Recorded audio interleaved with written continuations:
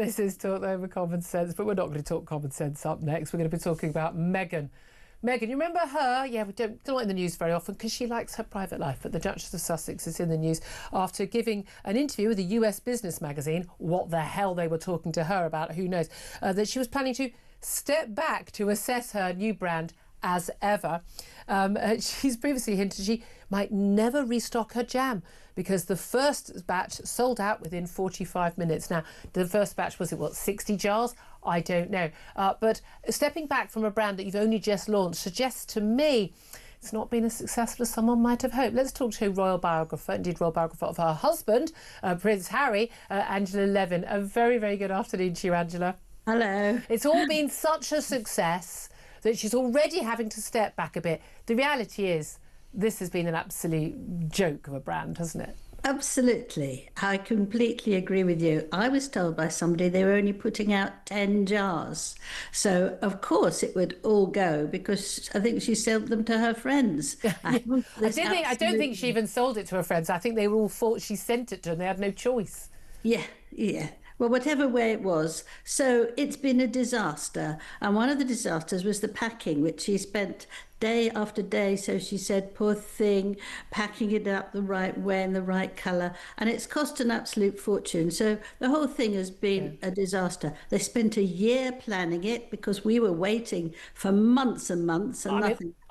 With bated breath, Angela, bated breath. Well, anyway, so it's also no good. So the King's is much better, much cheaper, and he gives the amount of money to charity. So with the Duchy, that's been a spectacular success, hasn't it? And I know there are quite a lot. I certainly did, but they did a lot of very nice tarts that were sold at my local supermarket. They're absolutely top notch. But there was some talk that she apparently was the view. I mean, she's got some podcast that's already finished where it's sort of like women found. I mean, I don't bother learning the names of these things because they never last that long. But basically about, business founders. And it's like, oh, sweetheart, you're not a founder of a business. You're just, it's a cottage industry. But she's had, most brands would dream of having this amount of publicity to launch a brand, front page of newspapers, got a Netflix series, you name it. And even then, she can't sell enough jam to keep herself in business. She doesn't know anything about business. Nobody wanted to become the CEO of what she was making. And so she took it on because she is incredibly clever and always knows best. And she hasn't done it properly. So that's what it is. But I think the whole thing, let me just read you some of the things she says. Do you have to? She wants to step back and gather a date from the launch and work out exactly what as ever could be, right? But the other thing is that no one offered to give her some money. No one offered to share it or buy part of it because they didn't think it was any good. So that's why they're not doing it. They didn't want to be associated with the brand. She said, but didn't she reckon that she, apparently friends are saying, she expected to, wants to become a billionaire. She wants to make serious money and, and be this successful entrepreneur. But everything she touches, whether it's, the podcast, whether it's the Netflix contract, the children's books, didn't she write at some point? None of it is that's terrible. Now, if you saw that book, no sentence made proper sense. It was absolutely appalling. And it was about 2 sentences on each page. Let me read you the next thing. Okay. However, she might really move on and explore the category of fashion on a later date. God. I think it is an interesting place for me. If I had to write a resume of myself, I don't know what to call myself. I think it speaks to this chapter many of us find ourselves in, where none of us are one note, but I believe the notes I'm playing are part of the same song. I mean, my God, this is genuinely, if this person came to my home, I would show them the door. I'd say, seriously, I can't have anyone this irritating and annoying. I mean, why doesn't she just... Thing is, I reckon she's looked like the Gwyneth Paltrows, and he was selling what... she actually sold candles scented like her vagina. For God's sake, the woman has made fortune. Not that she needed to, she is a multimillionaire, but she's made an absolute fortune doing this lifestyle brand and everything. And obviously Meghan thought she could do that. Yeah, but you wait. Meghan is trying to get closer to her, and she's actually... Good luck, Gwynnie. Run, Gwynnie, run. they're close. They lived close, and I think it'll be the most wonderful row that will blow up. Well, also because Meghan doesn't really keep friends. Now, let's talk about the relationship. Because she's been putting out a lot more pictures of the kids, but again, they're always sort of from behind, or in a beekeeper's suit and things like that.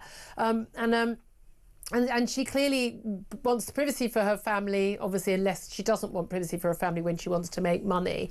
That hasn't gone down very well with a lot of people, has it? But also these occasional appearances of Prince Harry, who has very much become the +1 in this relationship, hasn't he? Well, Prince Harry's a plus minus, I think. I mean, he's nothing. And you used to love him, didn't you? You really liked and admired him when you Well, did I the really biography. liked him because he was doing a great job, and he used to talk to people who were, been very badly wounded. Yeah. They came from a very poor family, and he could make them laugh and play. He had his mother's touch. But Yeah. now, but he also did his own speeches and everything. But now he has to obey Meghan. He absolutely has Do to. you really you think think? it's like this? I don't like it when we always blame, the woman. There's this Lady Macbeth character that she's clearly risible, and she's clearly thinks she's far But he more loves her so much. He just agrees to do everything. And he lots wants. of men I mean, do. he's Happy agreeing it. wife, happy life. No, he's not happy, though. If you look at him, you can see that. But I would doesn't look like to happy. ask you, what do you think of her taking her little 3-year-old to look at the bees? She wore a sort of the sort of mock. Beekeeper's outfit, yeah. But I don't know. I was with friends at the weekend, and I'm not even. They didn't even force it on me. I asked for it. They had their first big batch of bees. They're keeping bees. Literally completely average home, in London, and they've been keeping the bees. Got their honey, absolutely lovely. But I'm not aware they've got any of the beekeeper outfits. Yes, but usually you'd have somebody there to show, to protect them. Harry wasn't there, he was in China, and there was no sort of expert there. So You don't need an expert to go and get your honey from your bees. Well, I think, she was all dressed up with covering, and actually, if you want to open it up and the bees go mad because they're angry, you could really be in a very... Do you know what? On that, I'm defending Meghan. Why? This is what you've done to me, Angela. Angela, great fun. Always so good to talk to you. Thank you so much, Angela Levin, biographer.